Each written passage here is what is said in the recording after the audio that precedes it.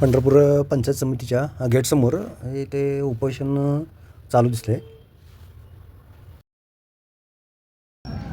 आपण पंचायत समिती पंढरपूर येथे आहोत. येथील जे आहे जे उपोषणाला बसलेत की मौजे तारापूरकर ग्रामपंचायत घरकुल यांचे पेंडिंग आहेत. हे काय त्यांनाच विचारू. आपलं नाव? दत्ता विठोबा शिंदे तारापूर. दत्ता विठोबा शिंदे तारापूर. हां, काय तुमचा प्रश्न काय? आमचं 5 वर्ष झालं घरकुल मंजूर झाले. आत तागायत देतो म्हणून आत तागायत दिलं नाही. मंजुरी पाठवली, हे पाठवले म्हणले, त्यांनी काय पाठवली नाही. मी स्वतः नेऊन समजा ऑफिसला दिलेलं आहे. आणि आत तागायत देतो म्हणते ती आत्मदहन केलं किंवा उपोषण केलं, बसवती उठवती ती, आणि ती 1 महिन्यात देतो, 15 दिवसात देतो म्हणते, होत नाही.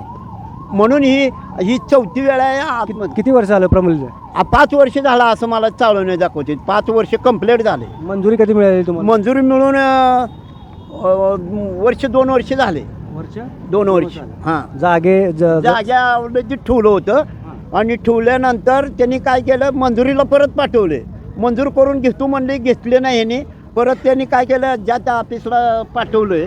मग त्या ऑफिसला जाऊन मी स्वतः पोच घेऊन आलेला आहे आणि ह्यांना दिलेलं आहे ग्रामपंचायतवाल्याला. हां. शिंदेंनी जे उपोषण आहे घरकुलांचं पेंडिंग आहे आणि अधिकारी पुढं ढकलते ते आणि देत तू म्हणते देत नाही. आणि ग्रामसेवकचं काम असं आहे, जी पैसे देतं त्याचे घरकुल करते सरकारी जागेत, आणि जी देत नाही त्याला घरकुल देत नाही त्यानं.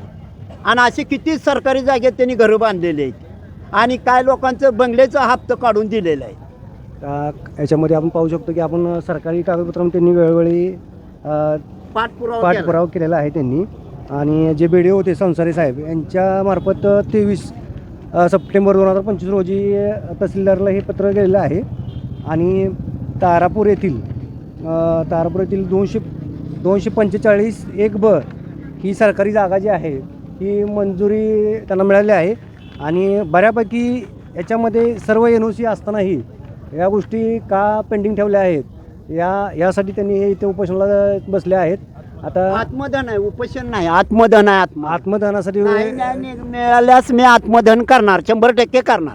त्यांना जर न्याय नाही मिळाला किंवा त्यांचं काम अजून पेंडिंग ठेवलं तर ते आत्मदहन करणार असे त्यांनी म्हणत आहेत. आता त्याबद्दल आपण आपल्यामार्फत शासनाला एक विनंती आहे की यांच्या जे काही घरकुलांचे गोरगरिबांचे सर्वसामान्यांचे जे काही प्रश्न आहेत हे लवकरात लवकर मार्गी लावून त्यांच्या ज्या काही गैरसोयी आहेत त्या संपाव्यात व मिटाव्यात ही अपेक्षा. ग्रामसेवकांनी वेळोवेळी याची पूर्तता केली नाही का? हां, पूर्तता केली नाही. जी पैसे देईल त्याचं भागवल त्याचंच काम केलं, बाकीचं महागारी पाठवते, देतच नाही ती. म्हणजे तुमचा असा आरोप आहे की आर्थिक देवाणघेवाणीची शक्यता आहे? हाय. पण ती ज्यानं दिलं त्यालाच बिलं काढते, जे नाही दिलं त्याचं बिलं काढत नाही, महागारी पाठवते. असं त्यांचा गंभीर आरोप आहे की ग्रामसेवकावर की आर्थिक कुठेतरी देवाणघेवाणमध्ये त्यांच्या जे पाठीमागनं जे अर्ज आलेत ते मंजूर झालेले आहेत. मग आमचे अर्ज का पेंडिंग ठेवले? जवळजवळ हे 12 जणांचे अर्ज पेंडिंग आहेत.